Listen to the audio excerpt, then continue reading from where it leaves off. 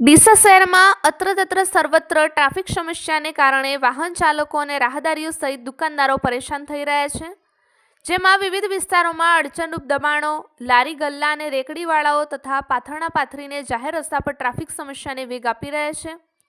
ત્યારે આ ટ્રાફિક સમસ્યાને વધારનાર સામે કાયદેસરની કાર્યવાહી ક્યારેક એવા વિધક સવાલો લોકોમાં ઉઠી રહ્યા છે. આજે પણ ડીસા ફુવારા સર્કલ થઈ ભગવતી અને લેખરાજ 4 રસ્તા સહિત મુખ્ય બજારમાં જૂના શાક માર્કેટમાં શાકભાજી રેકડીઓ દબાણ સાથે ટ્રાફિક સમસ્યા સર્જાતા વેપારીઓ સહિત વાહન ચાલકો ત્રાહિમામ પોકારી ઉઠ્યા હતા. ત્યારે પોલીસ તંત્ર દ્વારા સત્વરે આ મામલે યોગ્ય પગલાં લેવામાં આવે તેવી લોકોની લાગણી સાથે માગણી ઉઠી છે. અહીંયા ટ્રાફિકની બહુ સમસ્યા છે. અમારે અંદર કાપડની દુકાનો છે, કોઈ માલ બીજો આવે તો લારી બીજી નીકળી શકતી નથી. દુકાનની આગળ જ શાકભાજીવાળા પાથરણા કરીને થઈ જાય, બંને સાઈડ રસ્તો સાંકડો થઈ ગયો છે. જ્યાં ત્યાં કોઈ બીમાર હોય, કોઈને જવું હોય, કોઈ આગળ જવું હોય દવાખાને, કોઈ જઈ શકતું નથી. અને સમસ્યા એટલી બધી છે કે એની વાત છોડો. ચારે બાજુ રિક્ષાઓ અને બંને ચારે બાજુ રસ્તામાં લારીઓ. શમશાન યાત્રામાં કોઈને જવું હોય બિચારા, કોઈ તો રસ્તો આ જ છે મેન છે જવાનો. એમાં પણ લોકોને બહુ તકલીફ પડે.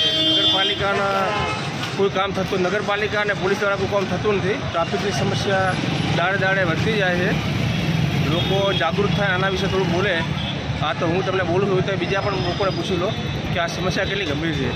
ડીસાનો જે મેઇન રોડ છે, અહીંયા શું લુખ્ખા તત્વો બી હોય છે કે બીજી ટણી લોકો કોઈ કહે તો ટણી કરે છે, બરાબર. એ લોકોનું કોઈ સાંભળતા નથી કે થોડી જગ્યા સાઈડમાં આપી રસ્તો થોડો ખુલ્લો રાખવો, એ બહુ એ લોકો જાગૃત નથી. અને લોકો એના વિશે કોઈ કહેવા માગતા નથી. અહીંયા લોકો જે ભાડા ખાય છે, દુકાનોવાળા છે, બહાર જે લોકો શાકભાજીવાળા, એ લોકો ભાડા પબ્લિકને કેટલી તકલીફ પડે કોઈ જોતું નથી. ભાઈ આ સામાન્ય નાગરિકનો પ્રશ્ન છે. જો લોકો સાંભળે, એના વિશે કંઈ કહે અને સમસ્યાનો ઉકેલ મળે, એ રીતની મારી બધા અરજી છે. શું નામ તમારું? સુરેશભાઈ વૈષ્ણવ. મારે અંદર કાપડની દુકાન છે. અમારે કોઈ માલ બીજો આવે તો લારીવાળો બિચારો એને સાઈડમાં રસ્તો કરવા આપવો પડે. અમે ઉપર બેઠા હોઈએ, ઉપર બી મારી દુકાન છે, નીચે બી દુકાન છે, પણ લારીવાળો કોઈ અંદર જઈ શકતો નથી. સમસ્યા એટલી બધી છે. હા.